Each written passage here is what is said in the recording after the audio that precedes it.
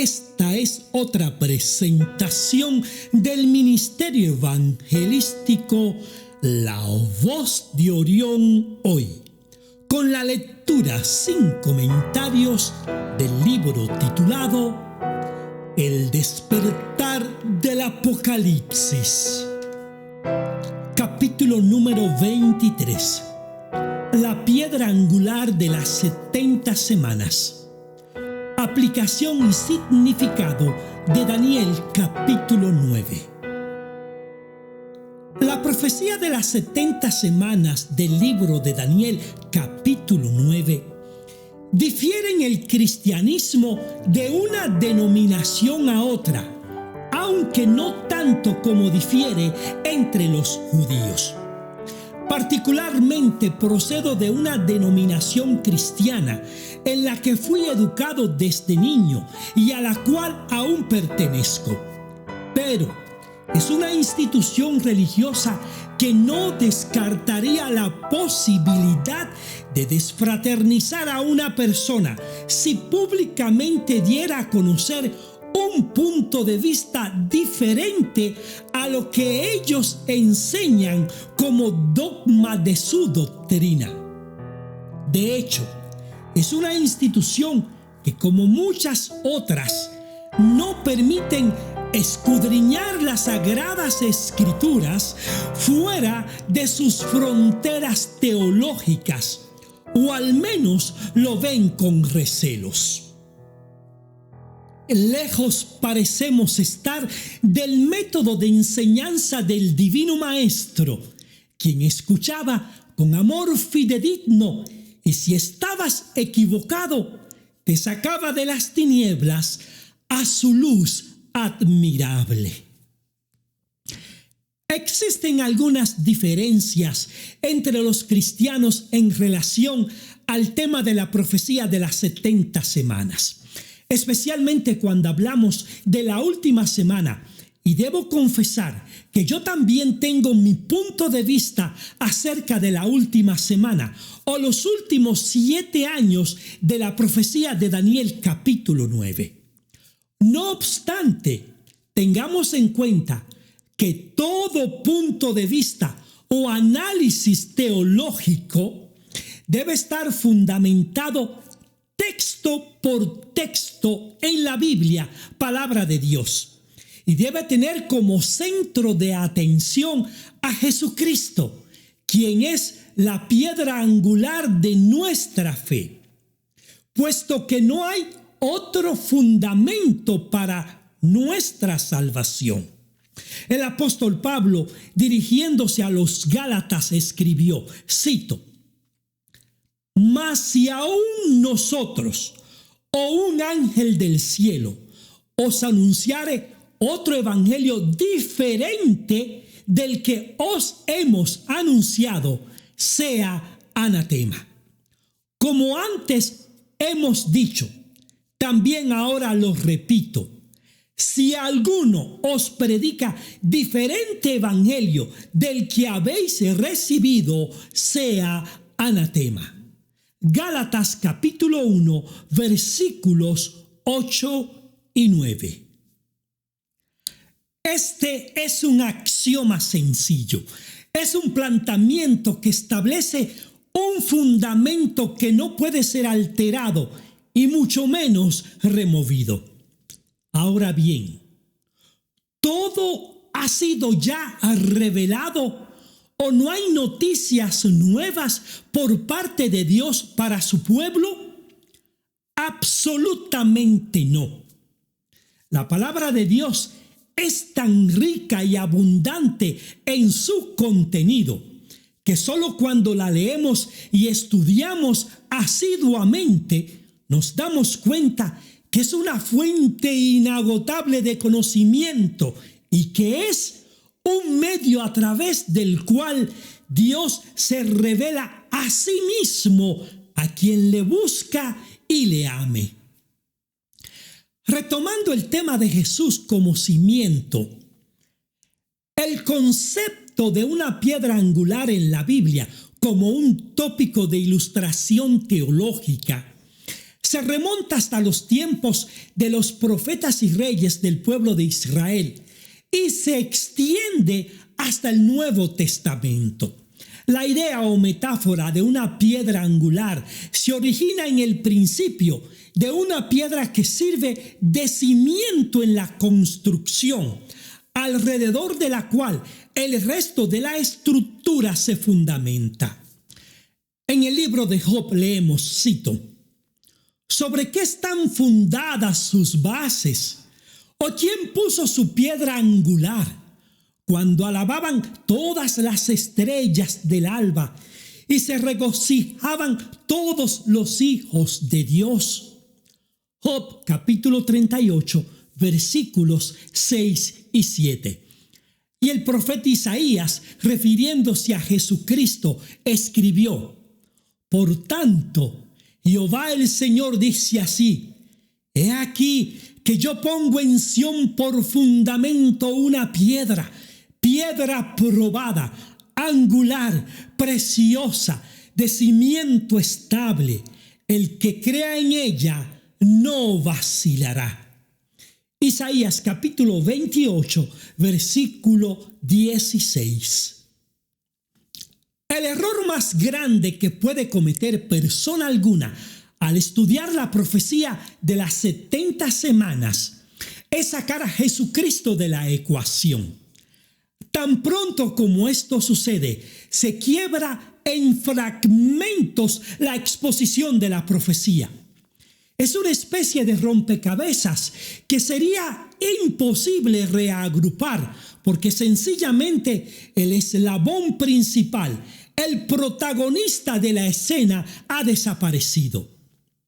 En ese sentido, la exposición planteada por el cristianismo es cristocéntrica, porque entiende que la profecía en toda su extensión gira en derredor del Mesías, que es Jesucristo. Cosa esta que no sucede en el planteamiento por parte de los judíos. Quizás el planteamiento más acertado sobre la profecía de las 70 semanas es el que ofrece en su teología la Iglesia Adventista del Séptimo Día. No es un asunto ignorado. Cuando se habla de profecía, la Iglesia Adventista del Séptimo Día lleva la delantera en este sentido. Sin embargo, contengan los aplausos, porque hay varios eslabones débiles en la cadena de su teología que aún no han podido solidificar. Habiendo puesto las bases con todo lo anterior mencionado, profundicemos en nuestro estudio de la profecía de las 70 semanas del libro de Daniel capítulo 9. Sumerjámonos en el contenido teológico de esta profecía, que hoy como nunca representa el desenlace final de la historia entre el bien y el mal, el fin del conflicto milenario y como resultado la recompensa gloriosa de los santos hijos de Dios y el castigo merecido para el hombre pecador y sobre todo para el diablo y sus demonios, quienes deshonraron al más alto grado de degradación a su creador. Como resultado, la justicia divina les espera con sus fauces hambrientas. Echémosle nuevamente un vistazo a la profecía dada por el ángel Gabriel al profeta Daniel. En los primeros 2 versículos del capítulo 9 leemos, cito, 70 semanas están determinadas sobre tu pueblo y sobre tu santa ciudad para terminar la prevaricación y poner fin al pecado y expiar la iniquidad, para traer la justicia perdurable y sellar la visión y la profecía y ungir al santo de los santos. Sabe pues y entiende que desde la salida de la orden para restaurar y edificar a Jerusalén hasta el Mesías príncipe habrá 7 semanas y 62 semanas, se volverá a edificar la plaza y el muro en tiempos angustiosos. Daniel capítulo 9, versículos 24 y 25.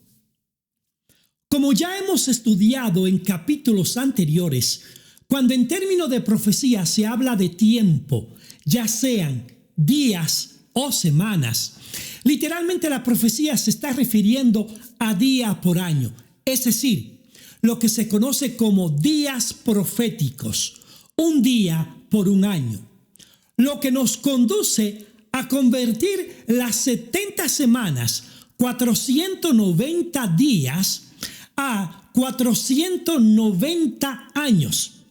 Entonces podemos decir que 490 años están determinadas sobre tu pueblo, o determinados en este caso, sobre tu pueblo y sobre tu santa ciudad, para determinar la prevaricación y poner fin al pecado y expiar la iniquidad, para traer la justicia perdurable y sellar la visión y la profecía y ungir al Santo de los Santos.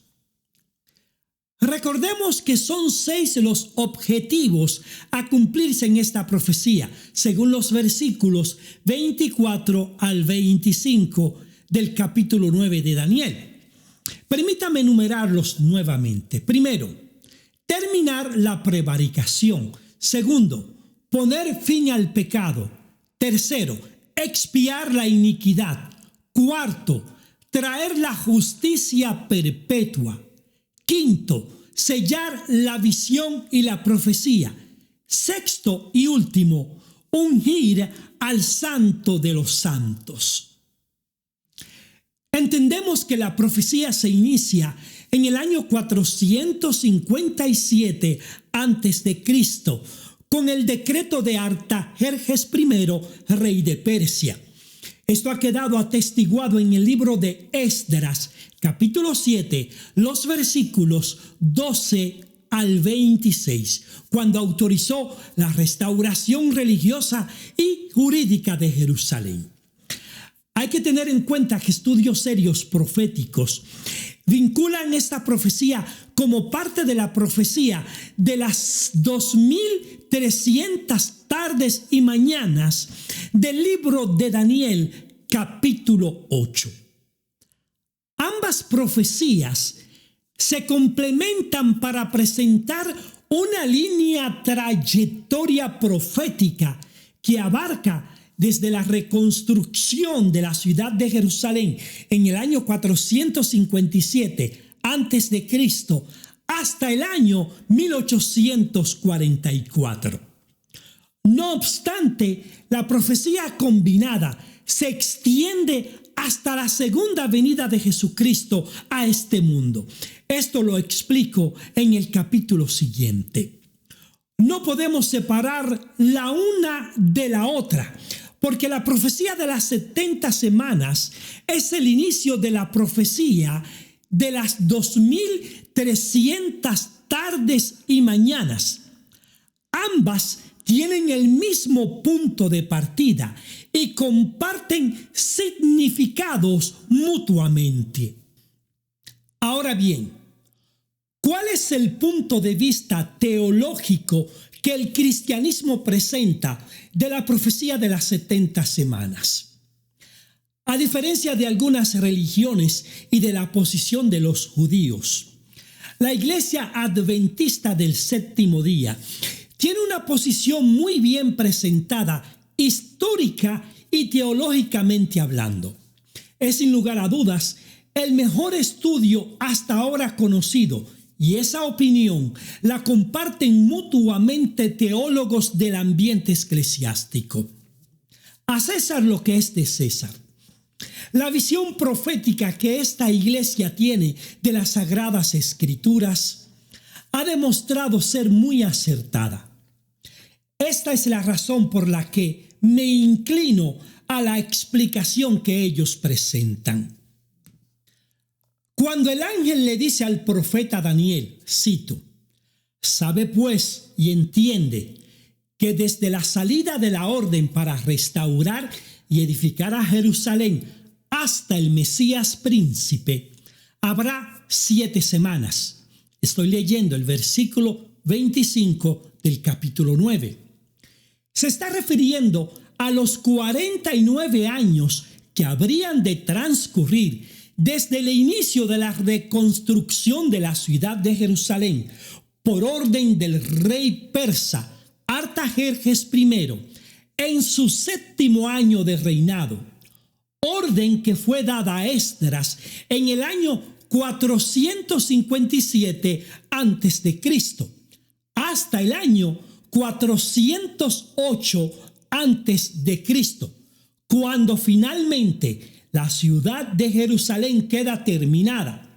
Tanto los muros que se llegaron a edificar en tiempo récord, según el libro de Nehemías, también el sistema jurídico de la nación, el centro de administración y orden teocrático fueron establecidos.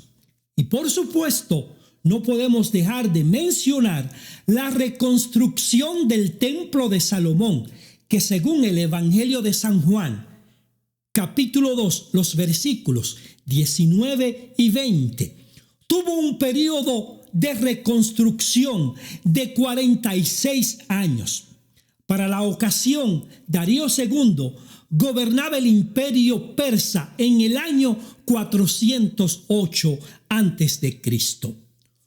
Todo este espacio de tiempo nos da un total de 49 años o una semana profética. Ahora bien, el periodo mencionado por el ángel al profeta Daniel se extiende por 69 semanas o 483 años hasta el Mesías príncipe, dejando establecido que durante ese tiempo se volverá a edificar la plaza y el muro en tiempos angustiosos. Detengámonos por un momento en este punto. Las 69 semanas no se cumplen con el nacimiento de Jesús, sino con la fecha de su bautismo, cuando es sumergido en las aguas del río Jordán.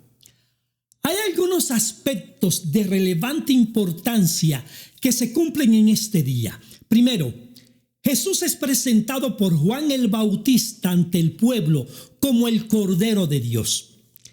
El día anterior al bautismo de Jesús, los judíos habían estado agobiando a Juan con preguntas impertinentes, diciéndole, ¿por qué pues bautizas si tú no eres el Cristo, ni Elías, ni el profeta? Juan capítulo 1, versículo 25. Al día siguiente de su enfrentamiento con los judíos, vio a Jesús entre la multitud y aunque nunca lo había visto, por revelación del Espíritu Santo, supo quién era y exclamó en alta voz diciendo, «He aquí el Cordero de Dios que quita el pecado del mundo». Juan capítulo 1, versículo 29. Esta revelación en las laderas del río Jordán no era un incidente de menor importancia en la historia de los evangelios.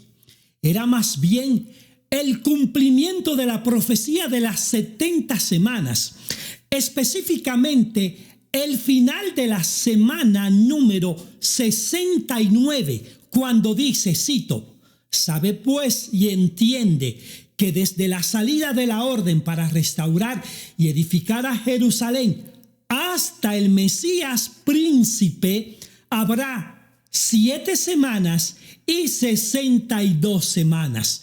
Daniel capítulo 9, versículo 25. En ese mismo día, Jesús es bautizado por Juan, al que llamaban el Bautista. Pero aquí no termina todo. Lo que acontece al bautismo de Jesús es una escena épica, como muy pocas en toda la narración bíblica. La declaración más grande acerca de Jesucristo como el Mesías príncipe la hace el mismo Dios.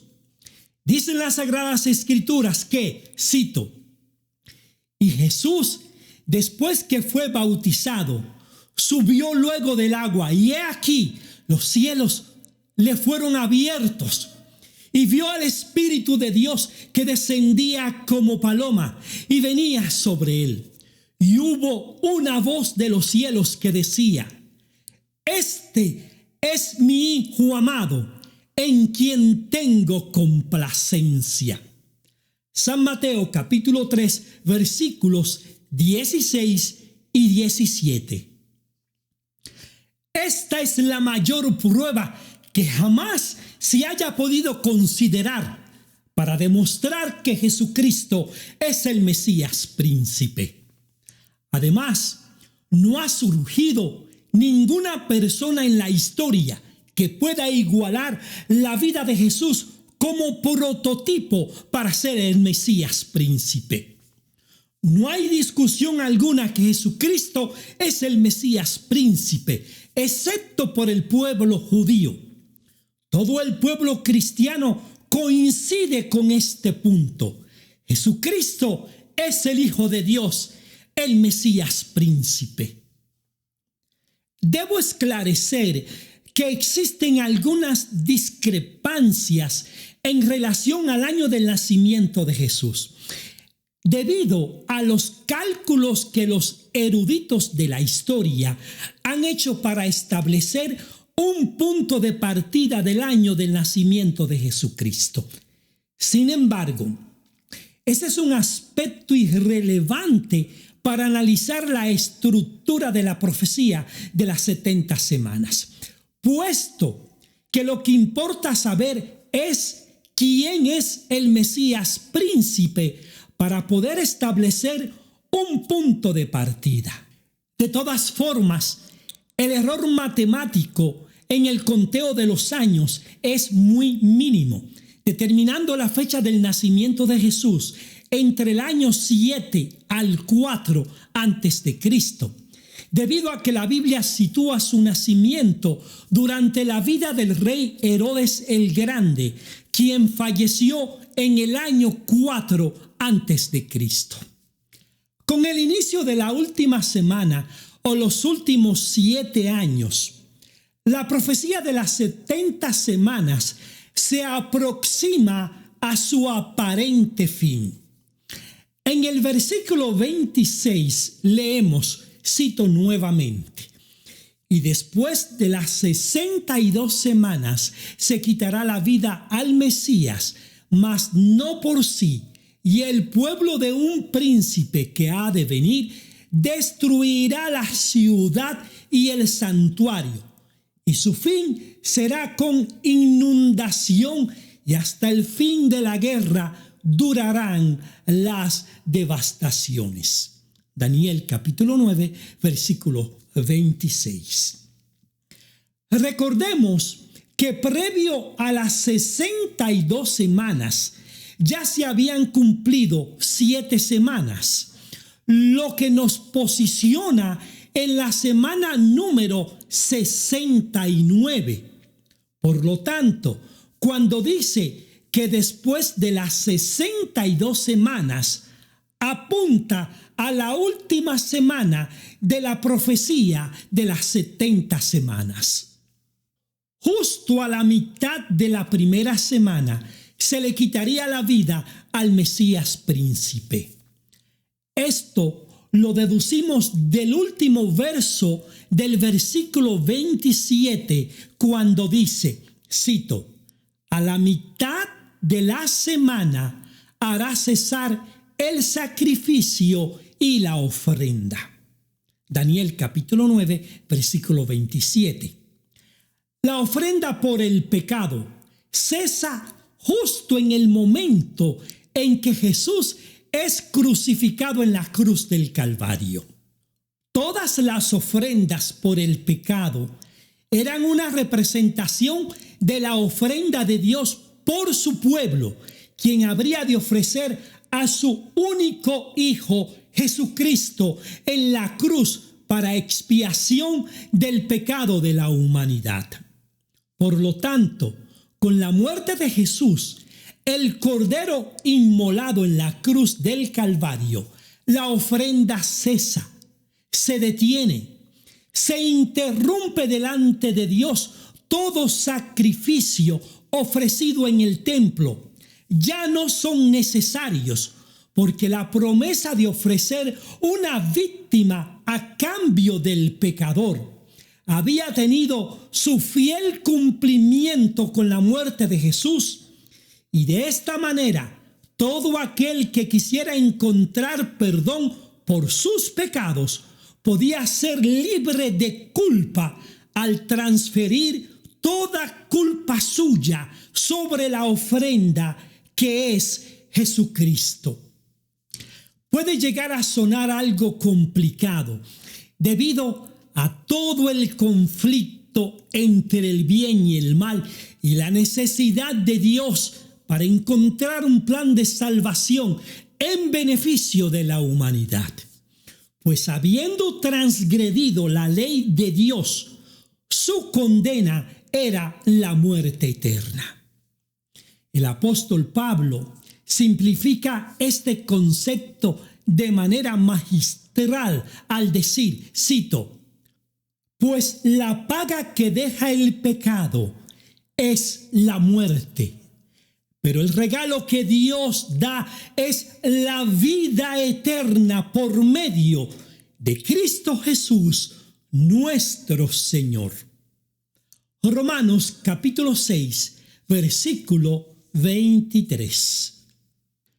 En el primer verso del versículo 27 podemos notar la siguiente declaración: y por otra semana confirmará el pacto con muchos.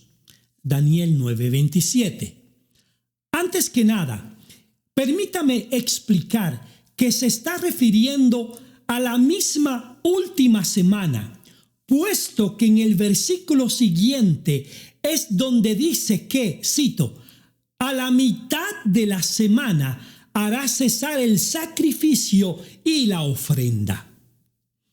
Es importante dejar esto en claro, pues inicialmente podríamos llegar a pensar que se está refiriendo a una semana adicional. En el momento en que Jesucristo muere y resucita de la tumba, cesa la ofrenda y el sacrificio que se acostumbraba a ofrecer en el templo.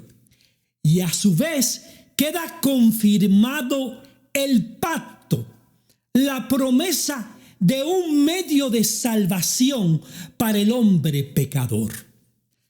En el relato de la crucifixión podemos leer que, cito, entonces Jesús, clamando otra vez a gran voz, exhaló el espíritu.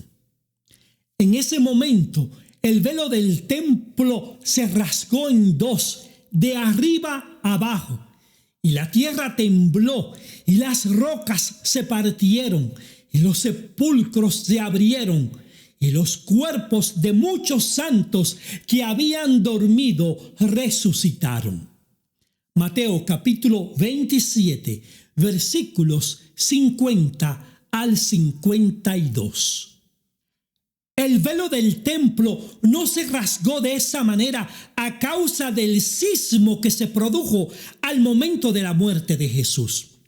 Aquello era un acto puesto en escena por el mismo Dios el Padre, quien había enviado a un ángel con espada en mano para cuando su Hijo Jesucristo exhalara su último aliento de vida en la cruz, rasgara la cortina del templo que dividía el lugar santo del lugar santísimo. El mensaje era claro: los sacrificios en el templo habían cesado por mandato divino, porque el Cordero que descendió del cielo y trajo vida a la humanidad, había sido sacrificado por el pecado de la raza humana. El apóstol Juan, testigo ocular de los hechos, narra una declaración por parte de Jesús que sellaba un pacto con Dios y con los hombres. Jesús ya les había dicho a sus discípulos que, cito, el ladrón no viene sino para hurtar y matar y destruir. Yo he venido para que tengan vida y para que la tengan en abundancia. Juan capítulo 10, versículo 10. Y el versículo subsiguiente dijo, cito, yo soy el buen pastor. El buen pastor su vida da por las ovejas. Juan capítulo 10, versículo 11. Jesús no solo lo declaró, sino que en el acto más grandioso y altruista lo demostró con su vida, ofreciéndose a sí mismo por la culpa del hombre pecador.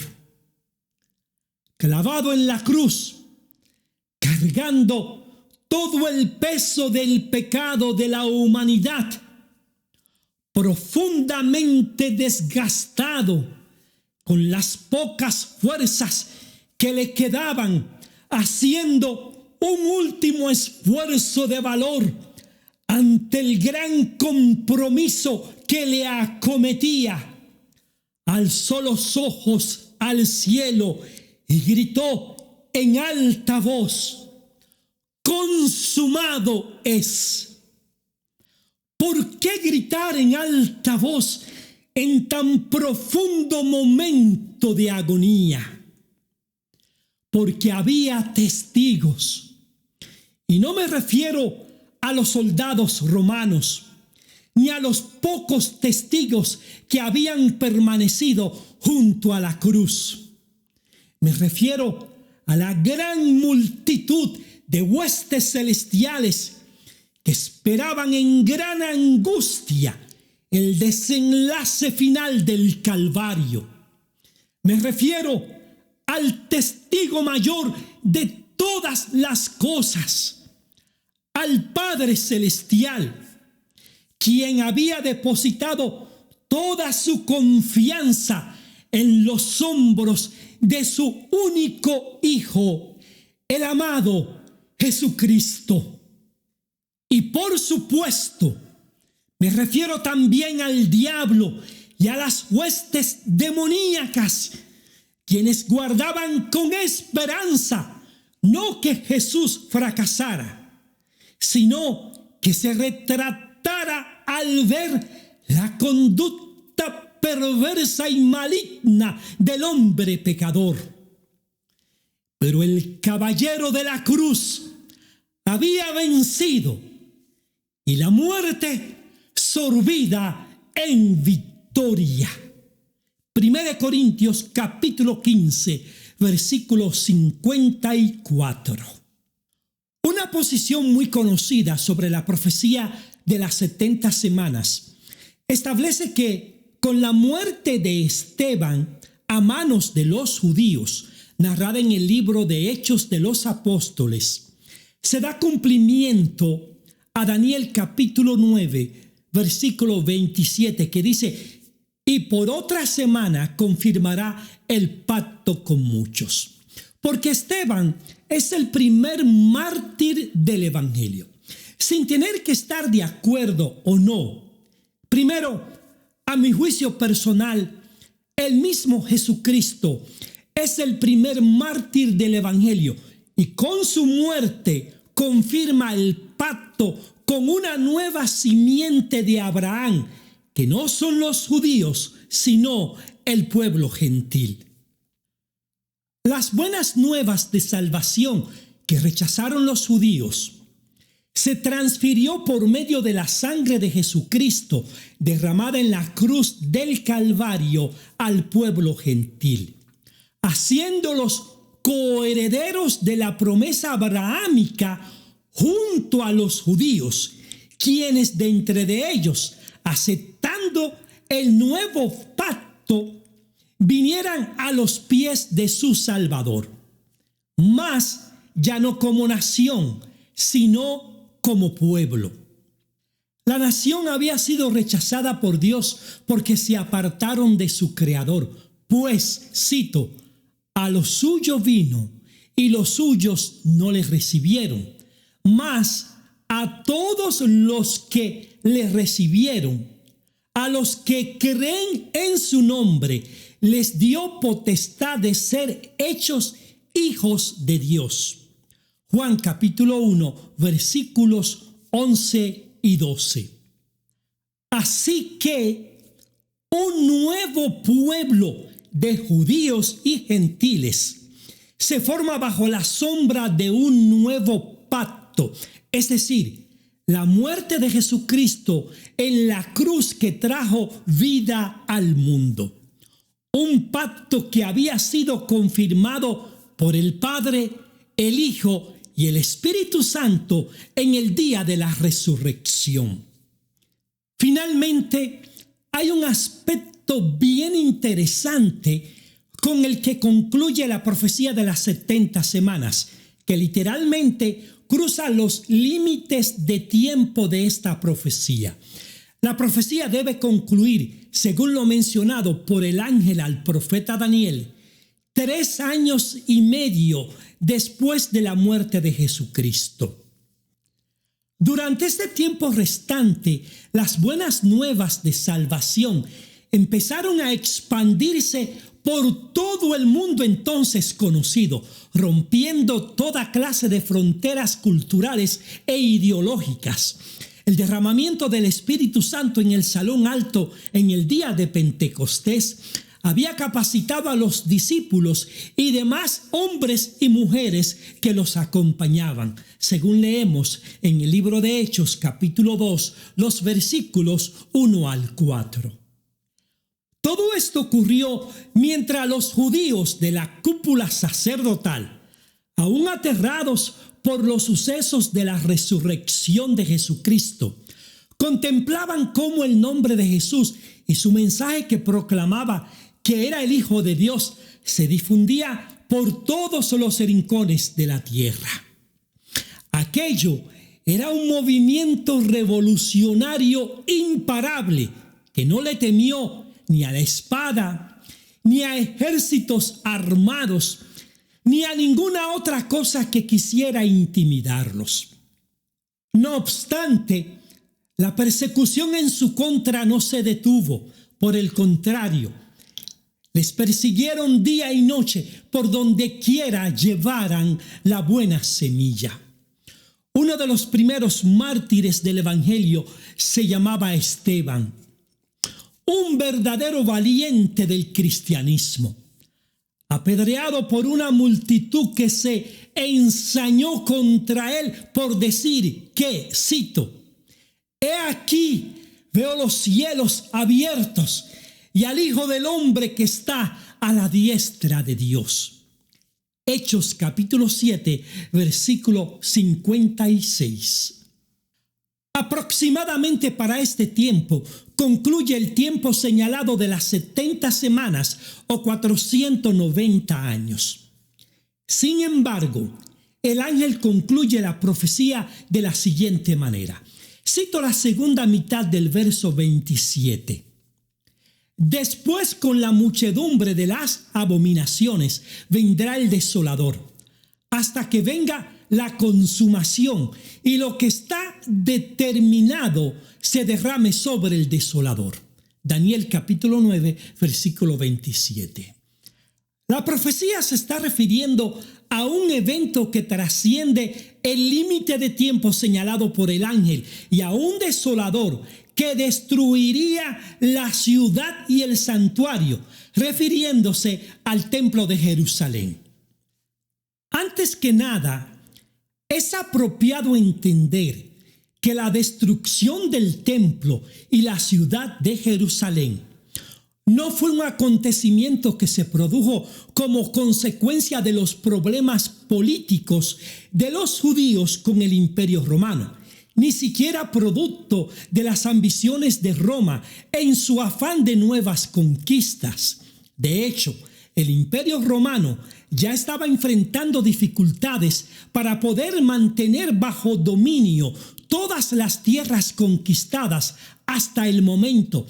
Y si bien era cierto que Jerusalén vivía bajo el asedio del imperio, realmente tanto la destrucción del templo de Jerusalén como de la ciudad fueron castigos de Dios contra la nación judía. Recordemos que la nación judía se convirtió en el azote y verdugo tanto de Jesucristo como de sus seguidores. La cúpula judía demostró ser horda de ladrones y asesinos que lejos estaban de mostrar piedad por su propia gente. Se acostumbraron tanto a la deshonestidad y chantaje que los puestos sacerdotales que se suponían quienes lo ocuparan tenían que ser descendientes del linaje directo de Aarón. Eran vendidos al mejor postor y canjeados por posiciones políticas o beneficios personales. Como resultado de todas sus abominaciones, vino el castigo por parte de Dios sobre la nación. Jesús ya había profetizado la destrucción del templo y de la ciudad de Jerusalén. Aquello era una declaración de juicio sobre la nación a causa de sus pecados. Con profundo dolor, mientras contemplaba el templo, pero sobre todo contemplando la nación perdida en sus costumbres arraigadas, pero lejos de Dios, exclamó: Jerusalén, Jerusalén, que matas a los profetas y apedreas a los que te son enviados. ¿Cuántas veces quise juntar a tus hijos como la gallina junta sus polluelos debajo de las alas, pero no quisiste? Vuestra casa os es dejada desierta. Pues os digo que desde ahora no volveréis a verme hasta que digáis: bendito el que viene en el nombre del Señor. Mateo capítulo 23, versículos 37 al 39. Aproximadamente 40 años más tarde, en el año 70, los romanos sitiaron a Jerusalén, quemaron sus edificios y con ello quemaron también el emblema religioso más sagrado de la nación judía, el templo de adoración. Sin embargo, la profecía de las 70 semanas no termina con la muerte de Esteban. Una senda profética se extendió por un largo camino que el mismo ángel le señaló al profeta Daniel, que se desplazaría a través de las edades, rompiendo barreras, cruzando ciudades, valles y montañas, hasta el fin de los tiempos. Fin del capítulo número 23. Esta ha sido otra presentación del Ministerio Evangelístico La Voz de Orión Hoy, con la lectura sin comentarios del libro titulado El despertar del Apocalipsis. Una producción escrita y narrada por su servidor, Néstor Gaya. Le estaríamos agradecidos si decide compartir este material con amigos y familiares. Tenga presente que puede conseguir cualquiera de nuestras obras en la plataforma de Amazon. Será hasta la próxima. Gracias y que Dios les bendiga.